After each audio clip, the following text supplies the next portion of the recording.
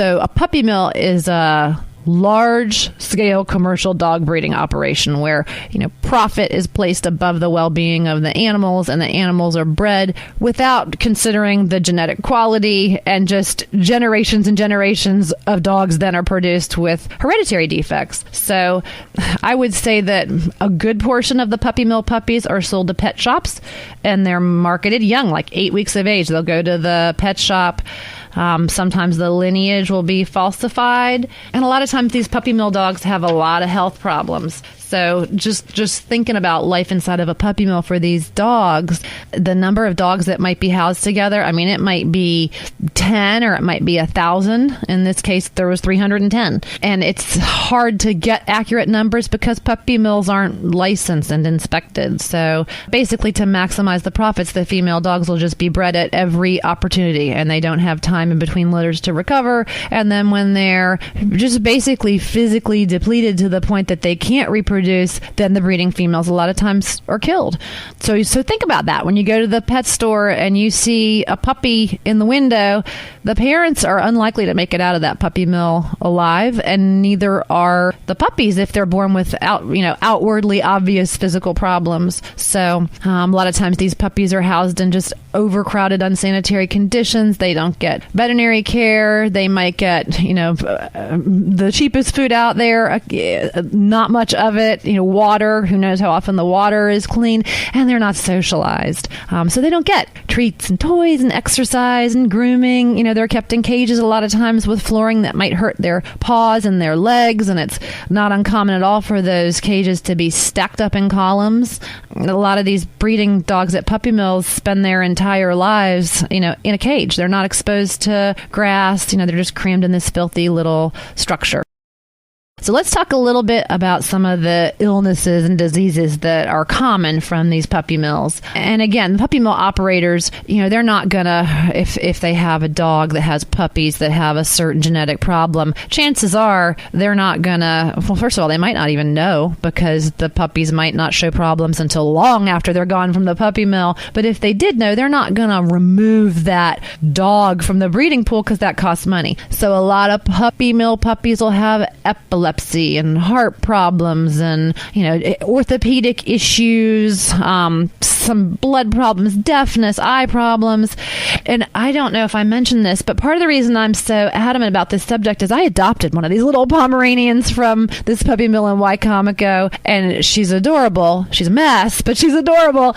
But I've already discovered that my little Pomeranian has allergies. She scratches all the time unless she has antihistamines. She also has a real common Pomeranian condition called collapsing trachea, where when she gets excited, she makes kind of a dry hacking cough. So who knows what else I'll find with her in time, but luckily I'm a veterinarian, so is my husband, so she's in good hands.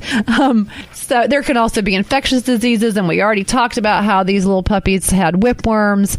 So things like parvo and distemper, kennel cough, heartworms, parasites, that's all real common. I think the main thing that you're up against when you get a dog from a puppy mill is their behavioral problems. Their lack of socialization, and their fearful behavior with humans. So, typically these little puppies in puppy mills are taken from their litter mates and their mothers really, really young, and those first critical months of life when they should be getting socialized and spending time with the mother and the litter mates and experiencing everything that they can experience, they're in a cage. They're in a cage at the puppy mill, or then they're in a cage at the pet store. So, and that's, we did a radio show earlier about how those early weeks, from maybe 6 weeks to 18 weeks or 5 months roughly, those are the important times for dogs to experience things like other pets and people and loud noises and riding in the car,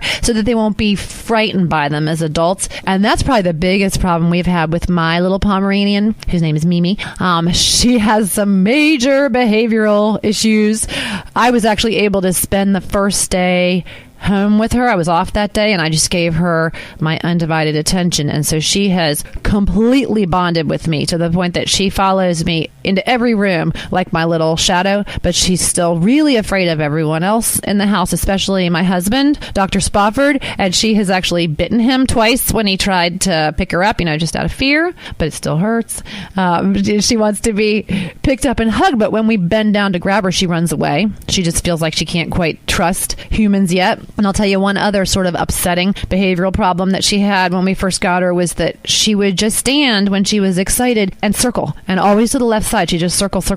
And it took me a while, but I finally realized that she's probably used to living in a cage where she couldn't run or play. All she could do when she was excited is just turn in circles. So she's gradually over the past week getting used to the fact that she has space to move, but it's going to take her a while before she'll be normal. I know eventually she's going to be fine, but I actually looked into adopting a human child from an orphanage in another country a while ago. And I remember they said that for every year that the child had spent in the orphanage unsocialized, it would probably take about 3 years to reverse that damage. And I'd say that general rule is probably true for puppy mill puppies. It takes a commitment if you're going to adopt one.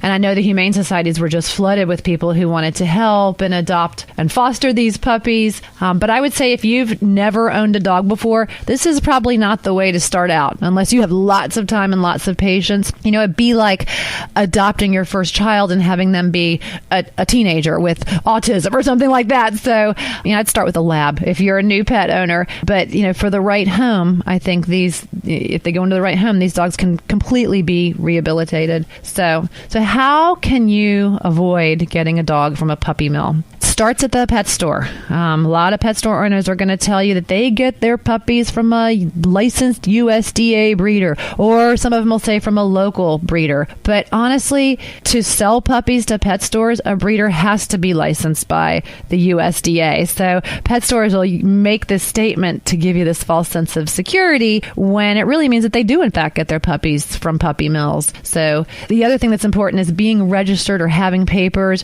doesn't mean anything more than that the puppy's parents both had papers. So lots of registered dogs as well as pedigreed dogs are sold in puppy mills. So the only way you can really be sure that a puppy came from a good home is to go there yourself.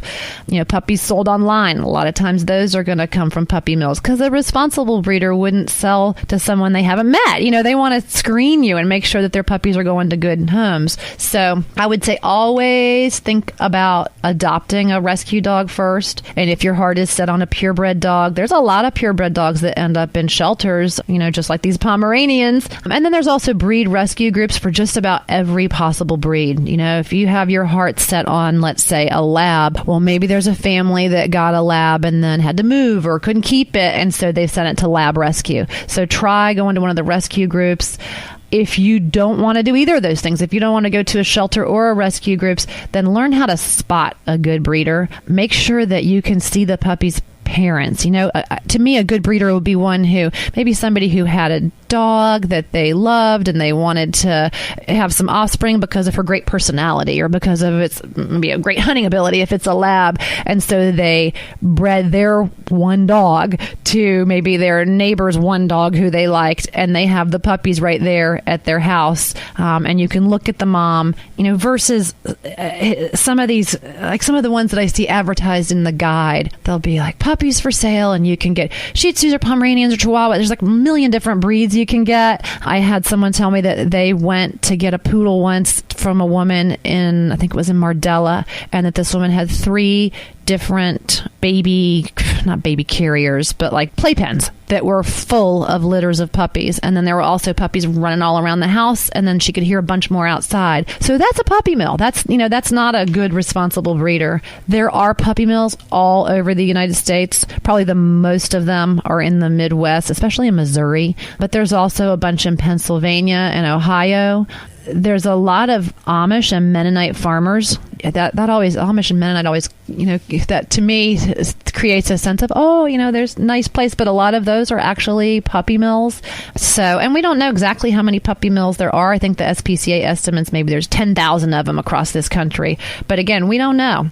And the reason we don't know, this brings me to my final point about puppy mills. The reason we don't know is that there's not a really good way of punishing people who run puppy mills. There was an Animal Welfare Act in 1966 that required breeders who have more than 3 breeding females and that sell the puppies to pet stores that they have to be licensed and inspected by the USDA.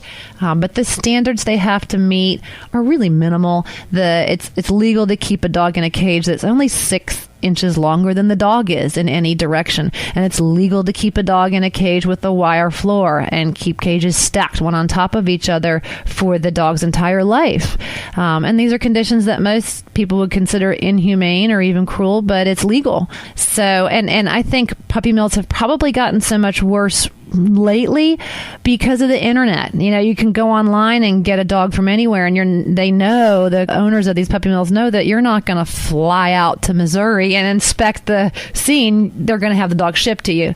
So not a whole lot of good legislation on the books for animals in general, really. I actually went online and looked up what the standards are in Wicomico County. And all I could find was that the dog has to have drinkable water in adequate supply, has to have food free from contamination, has to be kept in a space that's sufficient to allow the animal to stand up to its full height, turn around and lie down.